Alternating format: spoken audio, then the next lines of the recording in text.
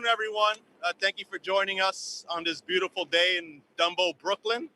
My personal neighborhood, one of my personal favorite neighborhoods across the city. Because of the stunning views, this is actually the most Instagrammable spot in the city of New York, thanks to the bridge. But it's great to be here for many reasons. One, of course, we're here to talk about the future of New York City. We're here to talk about the future of City Hall, and we're here to talk about the future of work, just freelancers and the demographics that we represent as a freelancers union.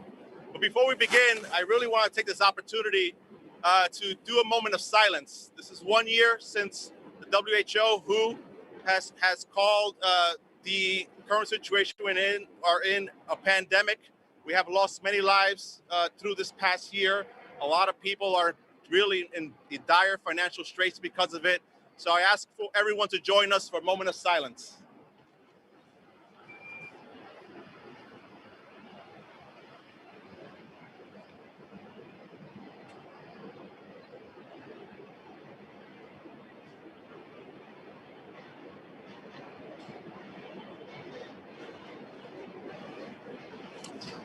Thank you.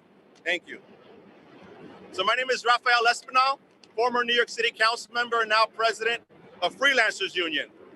We are a 25-year organization that advocates for and supports the independent workforce across all different industries. The union has been a home for freelancers in all different stages of their career. Folks who have just begun to freelance and those who have been doing it for decades. There are even those who were like me, college students studying film, looking to be creatives down the line. And they look to the union as a potential support system when they decide to begin their careers down that path.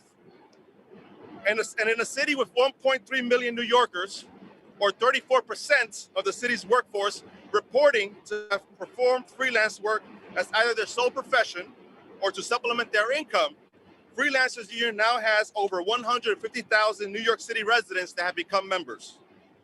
And it has been a tough year for every single one of them, especially for the over 40% who are in media, entertainment, and in nightlife.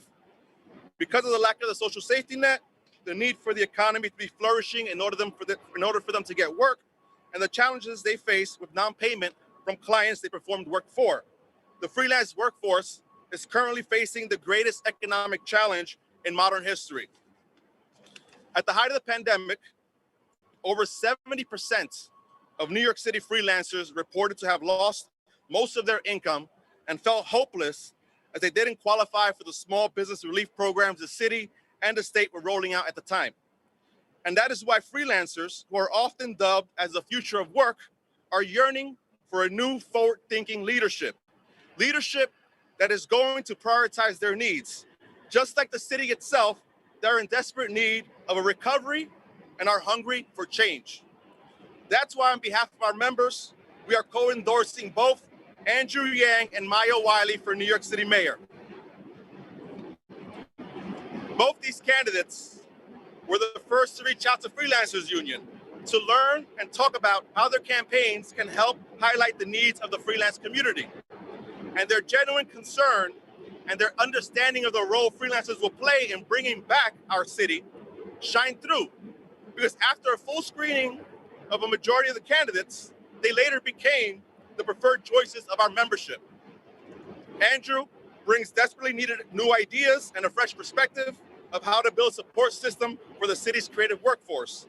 Maya has a true understanding of the policy changes that are needed to ensure freelancers have legal recourse for the issues they face. And as I mentioned earlier, this area here was the home of the first ever New York City Freelancers Hub, a free programming and co-working space that allowed starting freelancers and lower income freelancers to work in a supportive environment to help build their careers. The pandemic has obviously made that difficult to keep open and sustain, but we expect it to come back soon. And when it does, the future of work are going to need leaders who are thinking about them as an integral part of our city's comeback. So with that said, I would like to introduce the two candidates that we have co-endorsed. And as I mentioned earlier, Maya Wiley has been an advocate for freelancers throughout this campaign. She understands the policies that are needed to ensure that they have the protections they need to flourish in our city. So with that said, I want to call up Maya to say a few words.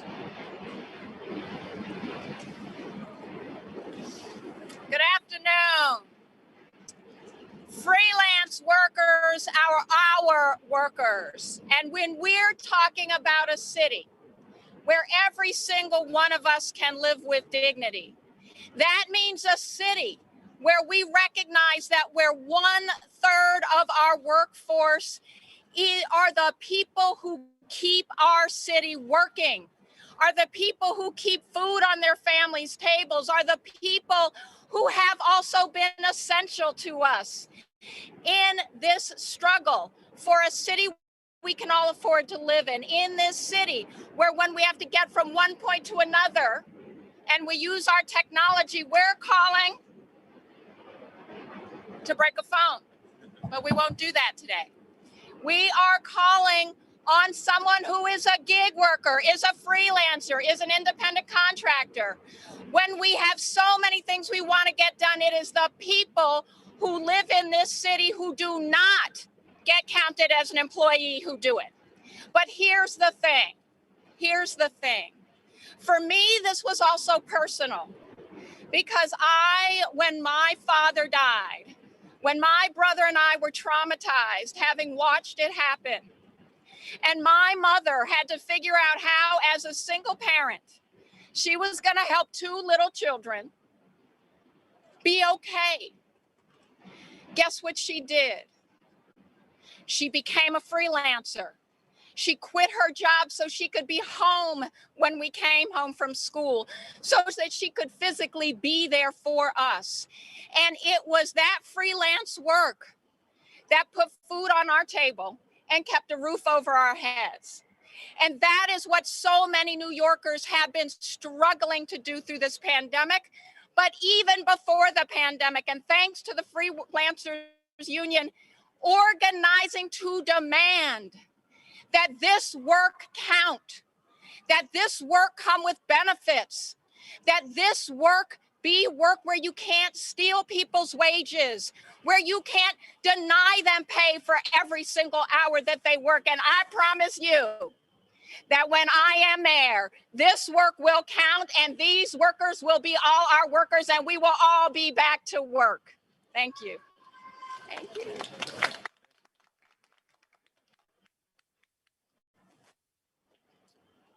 Thank you, Maya. With that said, I would like to call up our next endorsee, Andrew Yang, someone who has direct knowledge of running a small business, understands the value of freelancers to the business community in general, also to the city and the work that they're going to play in bringing back our city. He has personally committed to making sure that freelancers have the tools they need to succeed across all 5 boroughs. So we are grateful again for his support and for his campaign. Andrew Yang. Thank you, everyone. Thank you, New York City. Let's give it up again for Raphael Espinal, the head of the Freelancers Union, who does so much to fight for so many New Yorkers. One of my first jobs was as a freelancer. I sold knives door to door. When I arrived here in New York City, I also freelanced as a teacher and tutor. Freelancing now is integral to New York City's economy. As Raphael said, 1.3 million New Yorkers participate in the economy as freelancers, and they comprise almost 1/3 of the workforce. The question is, what can we do to help make freelancers' jobs more safe and secure, particularly in times like these? There are a number of things we need to do better. Now, a lot of folks, when you look at freelancing positions, the question is whether they should be categorized as employees or not. And in many cases, employers are trying to take the easy way out and saying, let's make them all gig workers, contractors, or freelancers. And when they should be categorized as employees, that's the way they should actually be treated. They should be given those benefits. But even if that happens, there are going to be hundreds of thousands of New Yorkers that will still be freelancing, and they need to be able to pursue their livelihoods, their craft, in a way that's sustainable and provides them a path forward. So some of the things that I'm going to be putting into place as mayor, I'm going to establish the first portable benefits fund in the history of New York City. We're going to be taking money in and creating a fund that helps give freelancers some of the benefits that right now we rely upon large companies to provide.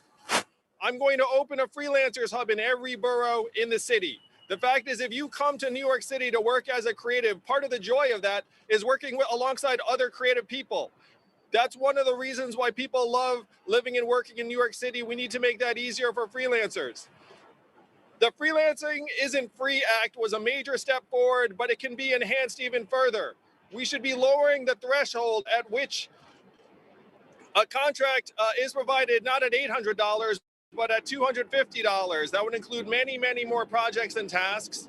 And we should see to it that the timing of payment is within 15 days instead of 30, because when you do a job in most circumstances, you get paid every other week.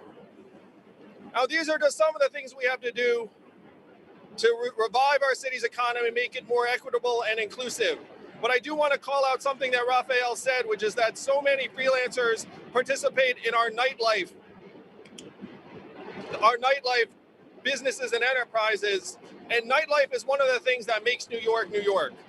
I'm calling for a deputy mayor of culture, entertainment, and nightlife to make sure that we revive the night in nightlife and see to it that some of the things that make New York City an incredible and joyous place to live are in effect in part because there are tens of thousands of New Yorkers who work in those establishments every day. We need those establishments to reopen. I'm thrilled to be here with Raphael because he's such a champion for the people, for the hundreds of thousands of New Yorkers who are doing the work that helps make our city function but have not been getting their just due. I'm going to change that as mayor, and I'm thrilled to be here with you today. Let's make it happen for the freelancers of New York City. Thank you all. Questions? Yeah. Oh, shoot, I think it's I guess I'll put the mask on for this. So the Portable Benefits Fund. Oh, thank you. Thank you, team. That's good stuff. So we're looking to establish a Portable Benefits Fund that in many cases, I guess I'll take the mask off. It'll work.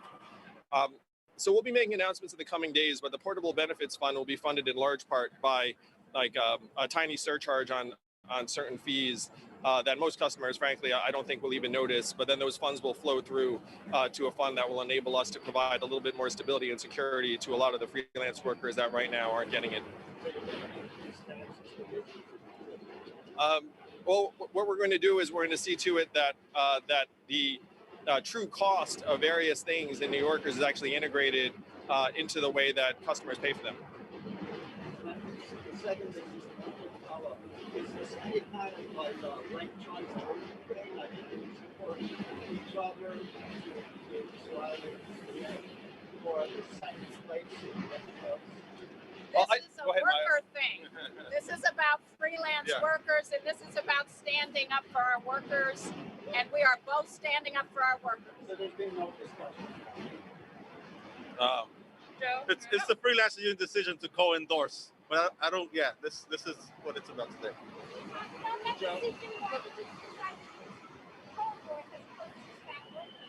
Well, as I mentioned earlier, we went through a vigorous process. One, we polled our members.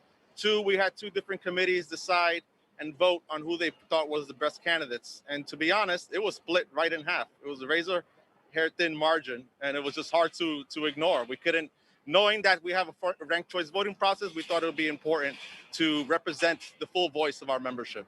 I would like to express that I applaud the Freelancers Union leadership in endorsing more than one candidate. The fact is, this is a ranked choice voting election. And I think that other organizations might want to consider following their lead, where if there's more than one candidate that they're excited about, they should endorse more than one candidate. The fact is, New York voters are going to be choosing more than one candidate for the first time in this race. And so if you're excited about more than one candidate, then you should be able to express that when you go to the polls. And that's true for organizations as it is individual voters.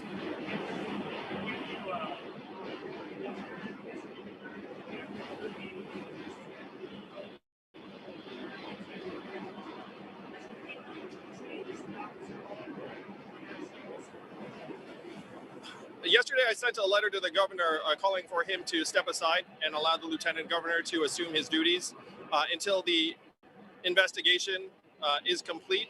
I think that that's the way that New Yorkers are going to get the answers they want, and they're going to have a leader who's able to focus on the needs of the state and be able to function in that role.